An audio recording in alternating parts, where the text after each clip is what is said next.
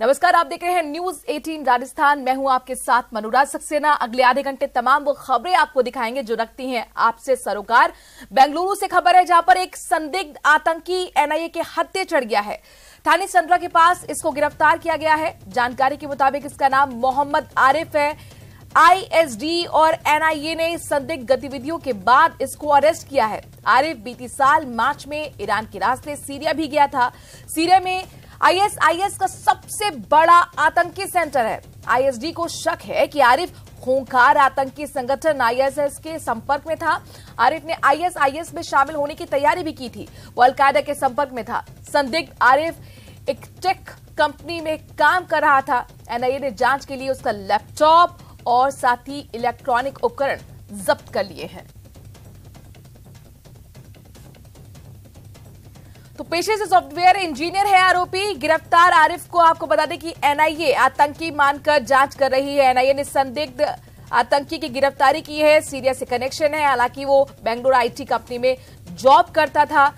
संदिग्ध आतंकी से पूछताछ लगातार जारी है। खबर इंदौर से, जहां पर इंदौर देवास नाका पर फैक्ट्री में आग का तांडव देखने को मिला है। फाइबर फैक्ट्री में अचानक भीषण आग लग जाने से अफरा तफरी मच गई। देखते ही देखते आग ने कुछ ही देर में विकराल रूप ले लिया और फैक्ट्री के अंदर एक के बाद एक लगातार ब्लास्ट हो रहे हैं। ब्लास्ट होने के हालात ये हैं कि दूर दूर तक फैक्ट्री में लगी आग से निकला धुआं नजर आ रहा है। धुएं के कारण आसमान भी काला नजर आने लगा है। फिलहाल किसी के हताहत होने की खबर नहीं है। जानकारी मिलने पर भारी संख्या में पुलिस फोर्स और आसपास के कई क्षेत्रों से आग बुझाने के लिए दमकल की गाड़ियां पहुंची हुई हैं। एक्सपर्ट टीम भी घटनास्थल पर पहुंच चुकी है। कल प्राथमिक उपचार दे दिया जाए। लगातार नगर निगम के जो टैंकर है वो यहां पहुंचते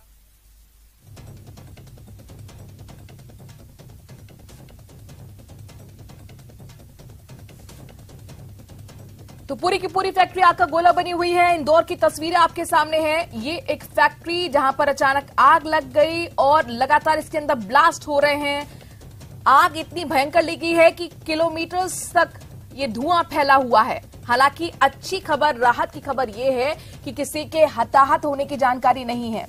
कई गाड़ियां फायर ब्रिगेड की मौके पर मौजूद है जो आग पर काबू पाने की कोशिश कर रही हैं। लेकिन यहां पर स्थिति इसलिए गंभीर है चूंकि लगातार अंदर ब्लास्ट हो रहे हैं।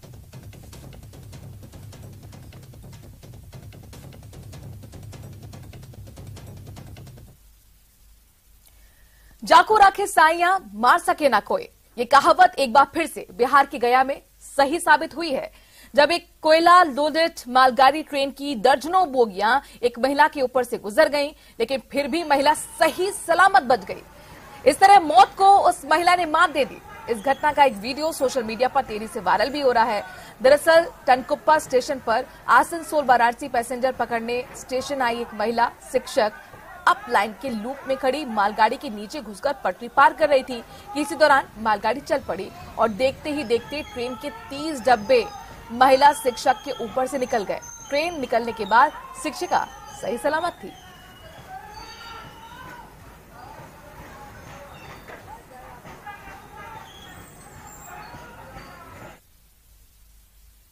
भारत में दुनिया का दूसरा सबसे बड़ा लिथियम का भंडार मिला है।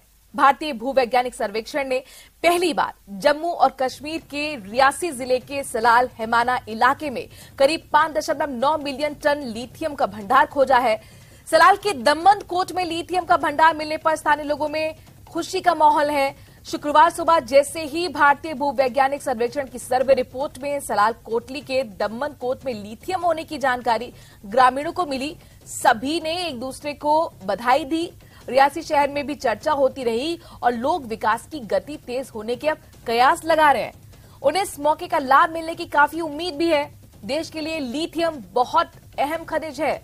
ऑस्ट्रेलिया और अर्जेंटीना से मंगवाया जाने वाला ये खनिज अब सलाल में मिलेगा और इसका किसी को अंदाजा तक नहीं था। इस समय मुख्य तौर पर बातचीत करने के लिए यहीं के लोकल जो है वो डीडीसी मौजूद हैं, उनसे हम बातचीत करते हैं और आखिरकार पूछते हैं इनसे कि कितनी खुशी की बात है पूरे सलाल इलाके के लिए। बताएंगे कि कब से ये काम चल रहा था और अभी जब आपको सूचना मिली कि जीएसआई की तरफ से एक प्रेस रिलीज जारी की गई कि लिथियम पाया गया आपके इलाके में, अब जो है वो अरबों खरबों रुपया जो है वो कमाया जा सकता है इस लिथियम की वजह से। मैं मोदी सरकार का धन्यवाद करती हूँ, माननीय प्रधानमंत्री जी का धन्यवाद करती हूँ कि जिन्होंने जहाँ पे जो इतना बड़ा जो काम जो लिथियम का है जहाँ पे जो शुरू किया, जब से हमने सुना है तो हमारे पूरे सलाल वासियों में इतनी खुशी की लहर है कि हम बता नहीं सकते कि हर एक व्यक्ति में, हर एक छोटे बड़े में सभी बहुत खुश है।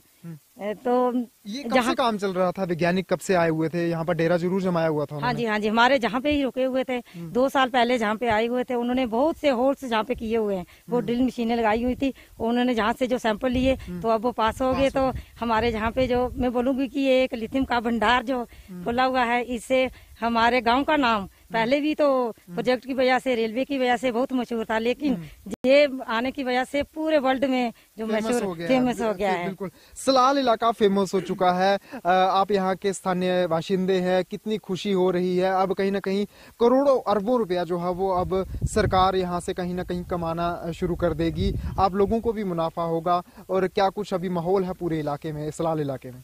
सबसे पहले मैं भारत सरकार का दिल की गहराइयों से शुक्रिया अदा करता हूं कि जहां पे उन्होंने जायलॉजी माइनिंग के लोग भेजे और हमारे जो कंसर्न जहाँ के डॉक्टर जितेंद्र सिंह जी हैं, हमारे जो मंत्री हैं भारत सरकार में, उनको भी हमने गुहार लगाई थी कि हमारे एरियाज में जहाँ पे जो कुछ मेटल हैं, पहले भी हमारे जहाँ पे हमारे कंपनीज आई थी, उन्होंने थोड़ी देर काम किया और उसके बाद वो चले गए। हमारे ये निकलने से, लिथियम निकलने से हमारे गाँव में, पूरे हमारे डिस्ट्रिक्ट रियासी में और पूरे भारत के लिए गर्व है। ये न्यूज़ 18 नेटवर्क के लिए करणदीप सिंह, रियासी।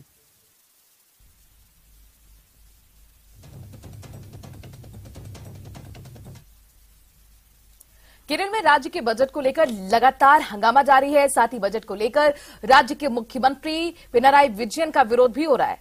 आज जब सीएम पिनराई विजयन किसी कार्यक्रम में शामिल होने के लिए जा रहे थे, तब यूथ कांग्रेस के कार्यकर्ताओं ने राज्य के बजट के विरोध में सीएम के काफिले को काले झंडे दिखाए। इस दौरान यूथ कांग्रेस के कार्यकर्ताओं की पुलिस के साथ हाथापाई तक हो गई। तो बजट को लेकर केरल में लगातार हंगामा जारी है। यूथ कांग्रेस के कार्यकर्ताओं ने हंगामा किया। सीएम पिनराई विजयन का दरअसल काफिला जब गुजर रहा था तो काले झंडे लेकर ये कार्यकर्ता पहुंच गए और विरोध दर्ज कराने लगे। इस बीच पुलिस ने जब उन्हें रोकने की कोशिश की तो इस दौरान हाथापाई तक इन कार्यकर्ताओं की पुलिस के साथ हो गई। ये कार्यकर्ता आपको बता दें कि यूथ कांग्रेस के हैं और कांग्रेस केरल में पिनराई विजयन सरकार के बजट का विरोध कर रही है। खबर भिलवाड़ा से है, जहां पर Shahpura Bhilwara mega highway road पर तेल का एक टैंकर अनियंत्रित होकर पलट गया, जिसके बाद भारी मात्रा में तेल सड़क पर बहने लगा और देखते ही देखते मौके पर लोगों की भारी भीड़ जमा हो गई। लोग सड़क पर बहे तेल को लूटने के लिए दौड़ पड़े। देखते ही देखते लोगों ने तेल लूटने की वहां पर होड़ सी मची। वहीं घटना की सूचना मिलते ही पुलिस मौके पर पहुंची, घटनास्थल का मुआयना कर मामले की जांच कर रही है।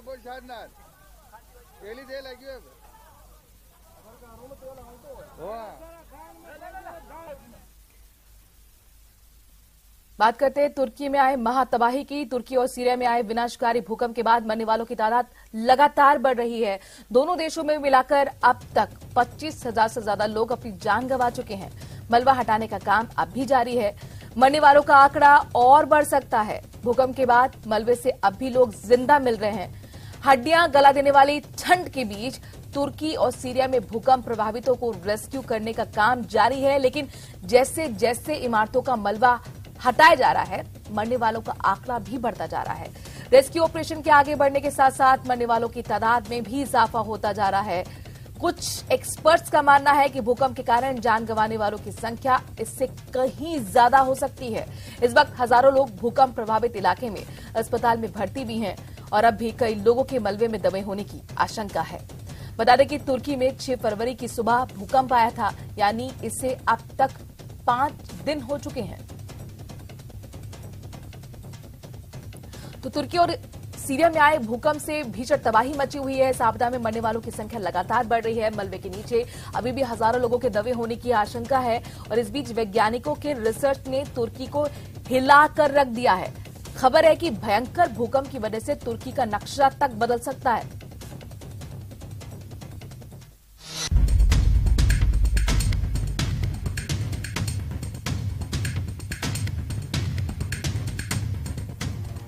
भूकंप से बदल जाएगा तुर्की का नक्शा। तुर्की पर सबसे बड़ी आफत बाकी है। नदियों का रुख बदल देगा भूकंप। सबसे बड़ी आफत की भविष्यवाणी। युद्ध की जलती विभीषिका पर इंसान का जोर होता है, लेकिन जिंदगी को जब कुदरत झुलसाती है तो दृश्य ऐसा होता है। भयानक, विकराल, लाशें ही लाशें और मलबे का अंबार। ये तुर्की में आए भूकंप के बाद के हालात हैं, लेकिन तुर्की की मुसीबत यहीं खत्म होती नहीं दिख रही, क्योंकि धरती के अंदर की टेक्टोनिक प्लेट्स इस जोरदार भूकंप के बाद खिसकने की खबर है, जिसकी वजह से जमीन भी खिसकने का दावा किया जा रहा है। वैज्ञानिकों के मुताबिक इस भूकंप ने जमीन को 3 मीटर तक खिसका दिया। पृथ्वी की ऊपर की सतह के नीचे काफी गहराई में टेक्टोनिक प्लेट्स हैं। अलग अलग टेक्टोनिक प्लेट्स तैर रही हैं और उनके नीचे कई जगहों पर लावा है। टेक्टोनिक प्लेट्स हिलने की वजह से ऊर्जा पैदा होती है और भूकंप आते हैं, लेकिन भूकंप अगर जोरदार हो तो धरती का नक्शा तक बदल सकते हैं। माना जा रहा है कि ऐसा ही इस बार भी होगा। इटली के कुछ वैज्ञानिकों ने शुरुआती जानकारी और अनुमान के आधार पर एक रिपोर्ट तक तैयार कर दी। इस रिपोर्ट के मुताबिक तुर्की के सामने रेस्क्यू ऑपरेशन खत्म होने के बाद भी बहुत बड़ी चुनौती होगी, जब तुर्की की सरकार को ये पता लगेगा कि जमीन खिसक चुकी है, क्योंकि तुर्की और उसके आसपास की नदियों की दिशा तक बदल सकती है। गैस पाइपलाइन तक बदलने की जरूरत पड़ जाएगी। ऊर्जा के बहाव का पैटर्न बदल गया तो बिजली और ऊर्जा से जुड़े सारे प्रोजेक्ट प्रभावित होंगे। इससे पहले 2011 में जापान में 9.1 तीव्रता का भूकंप आया था। उस वक्त भी इस तरह के बदलाव हुए थे। यहाँ तक कि पृथ्वी के अपनी धुरी पर घूमने की रफ्तार तक बदल गई थी। माना जा रहा है कि इस बार भी ऐसे ही बदलाव होंगे। इन्हीं बदलावों का असर दुनिया के नक्शे पर भी होगा और भारत भी यूरोप की तरफ कुछ मीटर खिसक सकता है। वहीं कुछ एक्सपर्ट्स ने बताया कि ये भूकंप इतना ताकतवर था कि इससे तुर्की 10 फीट तक खिसक गया है। इटली के डॉक्टर कार्लो डॉगलियोनी ने इस बारे में डिटेल जानकारी दी है। उन्होंने बताया कि सीरिया की तुलना में तुर्की की टेक्टोनिक प्लेट्स 5 से 6 मीटर तक खिसक सकती हैं। दरअसल तुर्की कई प्रमुख फॉल्ट लाइन पर स्थित है, जो एनाटोलियन प्लेट, अरेबियन प्लेट और यूरेशियाई प्लेट से जुड़ा हुआ है, जिसकी वजह से यहाँ भूकंप आने का जोखिम अधिक रहता है। वैज्ञानिकों का कहना है कि एनाटोलियन प्लेट और अरेबियन प्लेट के बीच की 225 किलोमीटर की फॉल्ट लाइन टूट गई है। एक्सपर्ट्स ने जो जानकारी दी है वो दुनिया को डराने वाली है। खासतौर से उन देशों की चिंता ज्यादा बढ़ गई है जहाँ भूकंप का खतरा ज्यादा है, क्योंकि भूकंप के बाद किसी देश का 10 फीट नीचे धंस जाना पूरी दुनिया के लिए खतरे की घंटी बजा रहा है। तुर्की और सीरिया में सोमवार को आए विनाशकारी भूकंप से दोनों देशों के हालात बदतर हो गए हैं। भीषण भूकंप के बीच सीरिया में नदी पर बना बांध अचानक फट गया, जिससे सीरिया और तुर्की के बॉर्डर पर बसा अत-तलूल शहर पूरी तरह पानी में डूब गया। ये रिपोर्ट देखिए।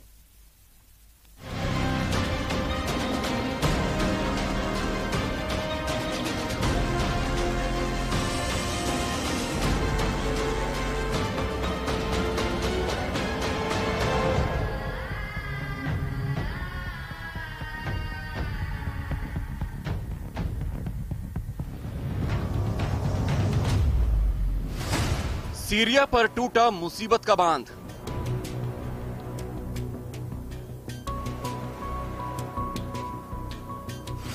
भूकंप के बाद नई मुसीबत में सीरिया। सोमवार को आए भीषण भूकंप के बीच सीरिया में नदी पर बांध अचानक फट गया, जिसकी वजह से सीरिया और तुर्की के बॉर्डर पर बसा अत-तलूल शहर पूरी तरह पानी में डूब गया। बताया गया कि 3 दिन पहले आए भूकंप की वजह से बांध में दरारें पड़ गई थी और जब बांध टूटा तो वहां तबाही आ गई। बांध के टूटने के बाद पूरे इलाके में पानी भर गया।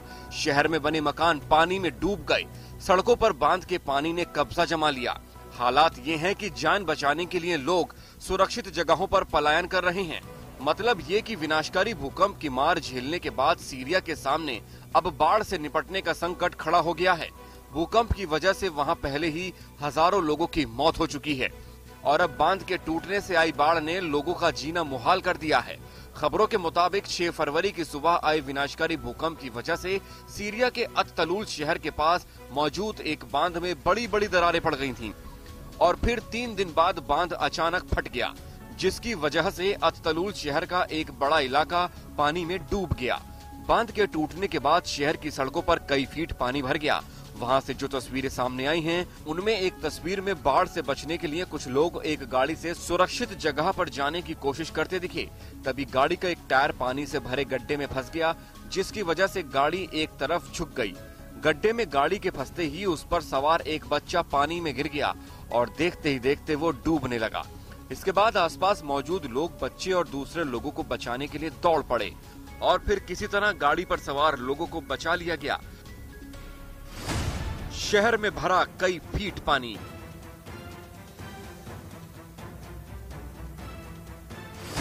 भूकंप के बाद पानी पानी जिंदगानी। इस तरह की कई तस्वीरें शहर से सामने आईं, जिनमें हर तरफ सिर्फ पानी ही पानी नजर आया।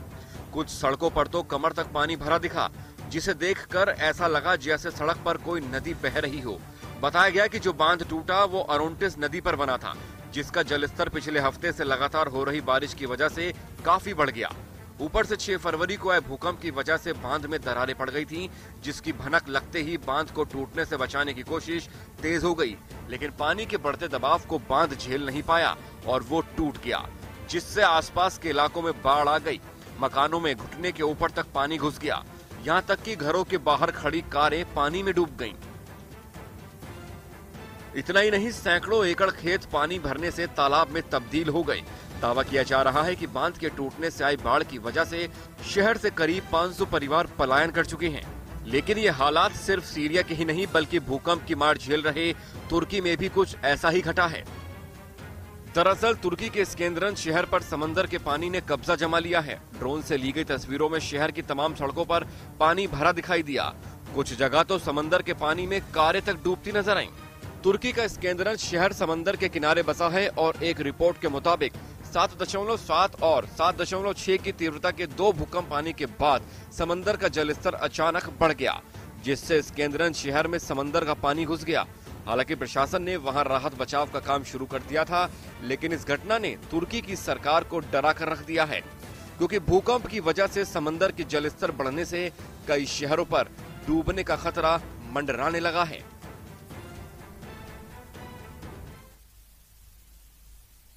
एक अमेरिकी F-22 फाइटर जेट ने शुक्रवार को अलास्का के ऊपर उड़ रहे एक अज्ञात चीज को मार गिराया। अमेरिकी अधिकारियों ने इसकी जानकारी दी है। चीन के एक जासूसी गुब्बारे को अमेरिकी मिसाइल से मार गिराने के एक हफ्ते के अंदर यह इस तरह की दूसरी घटना है।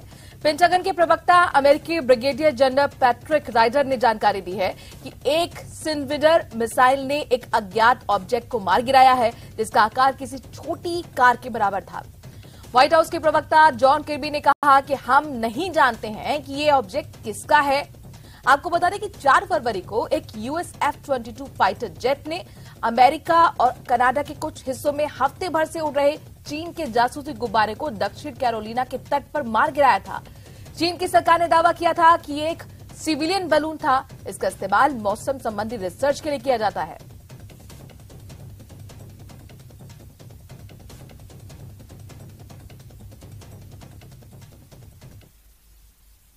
और अब बात करते हैं त्रिपुरा की। दरअसल त्रिपुरा में होने वाले विधानसभा चुनाव में जीत हासिल करने के लिए राजनीतिक दल लगातार रैली कर रहे हैं और इसी कड़ी में प्रधानमंत्री नरेंद्र मोदी आज त्रिपुरा दौरे पर हैं। इस दौरान प्रधानमंत्री नरेंद्र मोदी त्रिपुरा के अंबासा में विजय संकल्प रैली को संबोधित कर रहे हैं। पीएम मोदी ने कहा कि त्रिपुरा चुनाव की मेरी ये पहली जनसभा है और यहां मैं देख रहा हूं कि इतनी बड़ी संख्या में जहां तक मेरी नजर जा रही है लोग ही लोग नजर आ रहे हैं। मैं आपका हृदय से बहुत बहुत आभार व्यक्त करता हूं। प्रधानमंत्री नरेंद्र मोदी ने कहा कि खुशी और उत्साह सही मायने में बताता है कि विकास का ये डबल इंजन रुकने वाला नहीं है। वे जब आशीर्वाद देते हैं तो उन आशीर्वाद की पवित्रता, उसका सामर्थ्य कई गुना बढ़ जाता है। ढलाई जिले का ये उत्साह साफ साफ त्रिपुरा का मूल बता रहा है। त्रिपुरा ये ठान चुका है कि विकास का डबल इंजन अब रुकने वाला नहीं है। इसलिए आज त्रिपुरा के कोने कोने में एक ही आवाज है एक ही नारा है, एक ही जय घोष है। फिर एक बार, फिर एक बार, फिर एक बार, फिर एक बार, फिर एक बार डबल इंजन सरकार का ये मंत्र। भाइयों और बहनों, आज मैं त्रिपुरा की संतान, विजनरी नेता नरेंद्र चंद्र देव वर्मा जी, उनको भी आदरपूर्वक याद कर रहा हूं। हम सब उन्हें एनसीदा के नाम से बुलाते थे। त्रिपुरा के विकास को लेकर अक्सर मुझे उनसे बहुत कुछ सीखने समझने का अवसर मिलता था। आज एनसीदा हमारे बीच नहीं है, लेकिन उनकी यादें हम सभी के बीच है और आने वाले समय में भी हमें प्रेरणा देती रहेगी। तो त्रिपुरा में हुंकार भरते हुए आप प्रधानमंत्री नरेंद्र मोदी को देख रहे थे, सुन रहे थे। बढ़ते हैं जयपुर की तरफ, जहां से बड़ी खबर आ रही है। दरअसल निजी अस्पतालों में सरकारी योजनाओं का बहिष्कार किया गया है। चिरंजीवी और आरजीएचएस समेत सभी योजनाओं का बहिष्कार किया गया है। प्रवर समिति की बैठक में चर्चा के बाद ये फैसला लिया गया।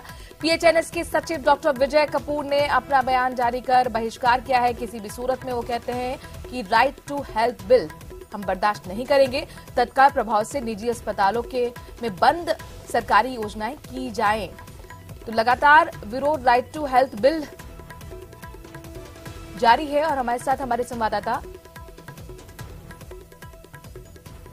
सौरभ जुड़ गए हैं। सौरभ, जरा पूरी खबर बताएं। राइट टू हेल्थ का विरोध जो है वो डॉक्टर्स द्वारा किया जा रहा है। आज प्रवर समिति की बैठक थी। इस बैठक में बताया जा रहा है कि सरकार द्वारा संशोधन की बात को जो है वो स्वीकार किया गया है, लेकिन डॉक्टर्स जो है वो पूरे बिल के ही खिलाफ जो है वो अब उतर गए। उनका कहना है कि राइट टू हेल्थ बिल किसी भी सूरत में जो है वो स्वीकार्य नहीं होगा। यही कारण है कि अब निजी अस्पतालों में जो है वो राज्य सरकार की योजनाओं का बहिष्कार का निर्णय जो है वो ले लिया गया है। चाहे बात चिरंजीवी योजना हो या अन्य योजना, वे अब जो है वो निजी अस्पतालों में जो है वो उनका बहिष्कार जो है वो किया जाएगा। उसके तहत मरीजों का इलाज जो है वो नहीं किया जाएगा। ये ऐलान जो है वो private hospital and nursing home society के सचिव डॉक्टर विजय कपूर ने एक बयान जारी करके ये घोषणा की है कि अब सरकारी योजनाओं का जो है वो बहिष्कार किया जाएगा। तो अब जो चलिए, बहुत बहुत शुक्रिया सौरभ तमाम जानकारी हम तक पहुंचाने के लिए। उस वक्त खबर है क्रिकेट के मैदान से। नागपुर में जो नागपुर टेस्ट है उसमें भारत की जीत है। भारत ने ऑस्ट्रेलिया को हरा दिया है। इस वक्त की बड़ी खबर, नागपुर टेस्ट में भारत की शानदार जीत रही है। नागपुर टेस्ट में भारत ने शानदार जीत दर्ज की है। साथ ही अपने दर्शकों को बता दें कि ऑस्ट्रेलिया को हरा दिया है। इस वक्त की बड़ी खबर क्रिकेट के मैदान से, भारत ने ऑस्ट्रेलिया को हरा दिया है और नागपुर टेस्ट में इसी के साथ भारत की शानदार जीत। चलिए, इसी के साथ इस बुलेटिन में